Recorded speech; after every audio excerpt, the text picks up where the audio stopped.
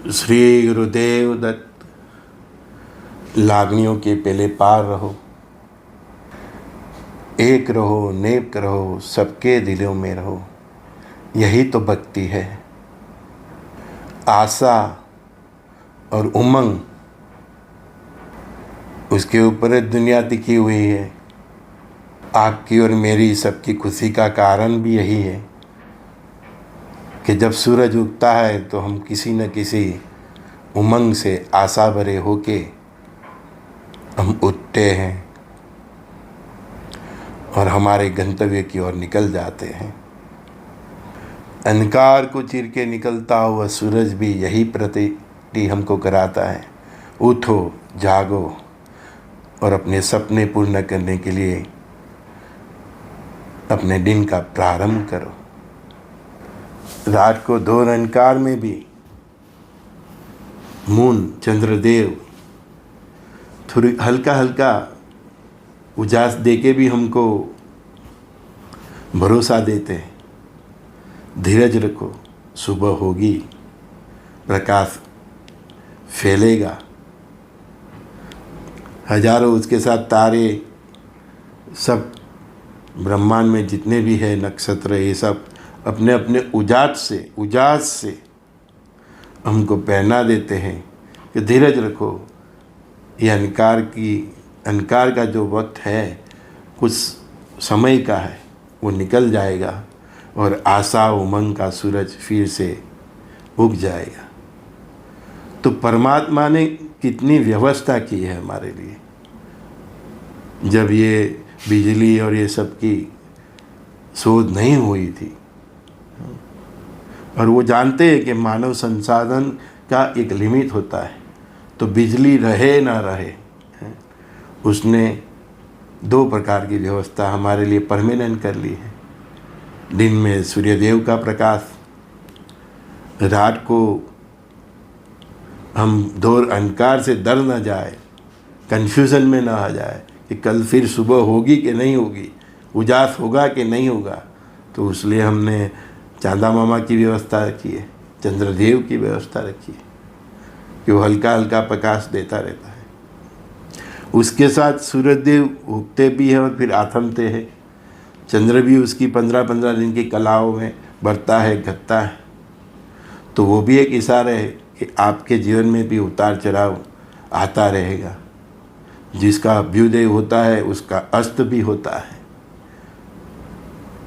गुरु महाराज कहते थे कि परमात्मा की वाणी मौन होती है, तो ये जो इशारे हैं उनके, उससे ही हमको सब सबक लेना होता है। हम जब सो जाते हैं और जब उठते हैं तब तक तो हम एक जिंदा लाश की तरह उठते हैं। सुबह उठना और अपने पांव जमीन पे रखना, वो भी परमात्मा की कृपा है। एक एक पल जो हमारे दिल की धड़कन चलती रहती है, वो भी एक परमात्मा की कृपा है। आपको पानी के लिए पंप चलाना हो तो भी बिजली की आवश्यकता होती है, लेकिन हमारा ये जो पंप है इसको कौन चलाता है, कभी सोचा? ये जो हमारा आत्मा है, चैतन्य है, उसकी शक्ति से, उसकी पावर से ये हाथ चलता है। मोटर बिजली से चलती है, लेकिन आत्मा का जो पावर है, हमारी जो चैतन्य शक्ति का पावर है, उस पावर से हमारा हाथ चलता है। और साइंस क्या बोलते हैं? हार्ट फेल हो गया, आदमी चला गया। एक्चुअली आत्मा का जाने का टाइम होता है तो आत्मा अपना बोरिया बिस्तर पैक करने लगे तो पावर कट हो जाता है और आदमी का हार्ट फेल हो जाता है। तो ये नेचुरल एक डेथ है उस प्रकार की है। तो परमात्मा ने क्या क्या खूबसूरत व्यवस्था की है हमारे हार्ट को भी 24 आवर्स चलाने के लिए। हमारी आत्मा का ही प्रकाश, तो हृदय में ही बोलते हैं ना परमात्मा वास करते हैं, तो एकदम सही है ना कि उधर बैठ के ही हमारी आत्मा हमारे हार्ट बीट को कंटिन्यूस पावर देती रहती है, जिससे हमारा हृदय चलता रहे और हमारा जीवन चलता रहे। और उसी आत्मा में हमारे परमात्मा का वास होता है। इसीलिए गुरु महाराज नित्य भजन में गाते थे, आत्मा राम स्वात्मा राम, श्री राम जय राम जय जय राम। राजा राम राजा राम, श्री राम जय जय राम। हमारी आत्मा में छुपे हुए जो राम है, हमारी स्वात्मा, हमारी आत्मा, वो ही राम है और उसका ही जय जयकार बोला है। तो कल के मैंने एक छोटे वीडियो में भी बोला है कि जिसने हमारे अपने आत्मा राम को नहीं पहचाना, वो अयोध्या जाके भगवान राम के दर्शन करेगा तो भी किसके दर्शन करेगा? वो पत्थर की मूर्त का। तो पहले अपने आत्मा राम में छुपे हुए राम को पहचानो, है ना। प्रकृति ने तो क्या क्या व्यवस्था की है आपके लिए, है? आप सुबह उठते हो तो आपके लिए चाय की व्यवस्था की है, दूध की व्यवस्था की है, उसके लिए गौ माता है ना। तो जंगल में ऋषि तप करते, कुछ खाने की व्यवस्था नहीं होती तो गौ माता का दूध, फल फलादि, इससे तपस्या करते। तो परमात्मा ने बहुत कुछ व्यवस्था की है। सुबह नाश्ता करो, दोपहर को खाने की व्यवस्था, शाम को, है ना, सब कुछ दिया। गरीब से गरीब, तवंगर से तवंगर, परमात्मा सबके लिए व्यवस्था करते हैं। पशु पंखी सबके लिए व्यवस्था करते हैं। हमको उनकी व्यवस्था को समझना है। हम मिसाइल से, रॉकेट से यहाँ से चांद पे चले जाते तो हमारी सिद्धि को हम ऐसा ऐसा करते हैं, है ना। लेकिन आप ये भी तो सोचो कि वो कौन सी शक्ति है ब्रह्मांड के कि जिसके हिसाब से पृथ्वी अपनी कक्ष पे चलती रहती है। सूर्यदेव नित्य अपना कार्य करते रहते हैं। सुबह आप देखोगे भाई 6:45 को सूर्योदय होगा तो हो ही जाएगा, इतने बजे सूर्यास्त हो जाएगा तो हो ही जाएगा। हर महीने ये राशि में सूर्यदेव जाएंगे, हर 2.5 दिन के बाद चंद्रदेव ये राशि में जाएंगे। मंगलदेव हर 30-45 दिन में राशि बदलेंगे। गुरु 13 में, शनि 2.5 साल में। ये किसके इशारे, कौन सी शक्ति है जिससे प्रेरित होकर सब अपने अपने कर्तव्य में लगे हुए हैं? तो फिर हम मनुष्य होके कर्तव्य विहीन कैसे हो सकते हैं? जब देव अपने कर्तव्य में बिजी है तो हम कर्तव्य विहीन कैसे हो सकते हैं, है ना। यही तो सोचने की बात है। यही तो ये सत्संग का आधार है कि हम इस धरा पर क्यों लिए हैं। मैं कई बार बोलता हूँ कि हम केवल देने आए हैं, है ना? और हमारे पास आते हैं तो मेरे पास ये नहीं है, वो नहीं है, ये नहीं है। मैं उसको बोलता हूँ तेरे पास क्या है उसका तो लिस्ट बना। उसको आधा घंटा बैठ के बोलता हूँ लिस्ट बना, तेरे पास क्या है।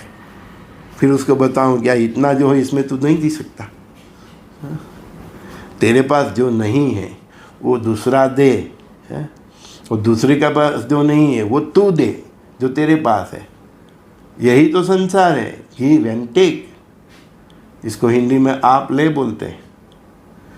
सबको थोड़ा थोड़ा, सब में थोड़ी थोड़ी कमी इसीलिए रखी परमात्मा ने कि संसार चलता रहे। हस्बैंड वाइफ का भी रिश्ता जो है यही है। जो हस्बैंड में कमियां है वो वाइफ पूरी करती है, जो वाइफ में कमियां है वो हस्बैंड पूरी करते हैं।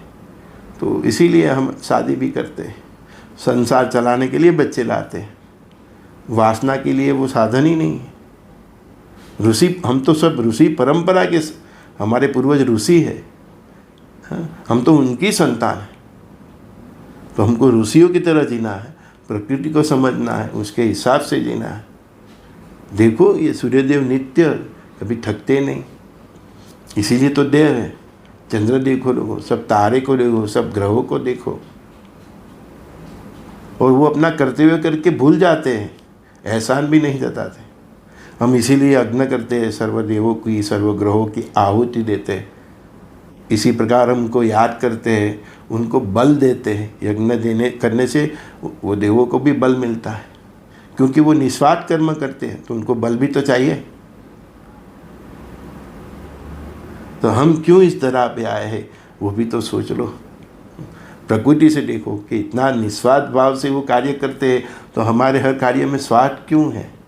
मेरे पास ये नहीं, ये नहीं, यही फरियाद है?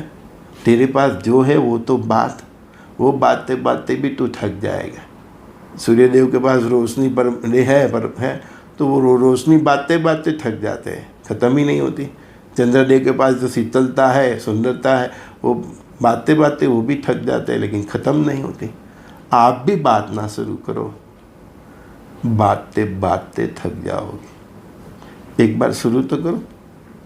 पैसा नहीं है तो 1 रुपया भी देना चालू करो, जो भी नहीं हो थोड़ा थोड़ा देना चालू करो। फिर देखो वो कैसे आपके भंडारे में भरने लगता है। आप देते देते थक जाओगे। बस शुरुआत करनी है। थोड़ी दिक्कतें भी आएगी, परेशानी भी आएगी। कभी कभी ऐसा होगा कि जेब में 1 रुपया ही होगा और मांगने वाला आ जाएगा, तो दे दो। वही तो परीक्षा है।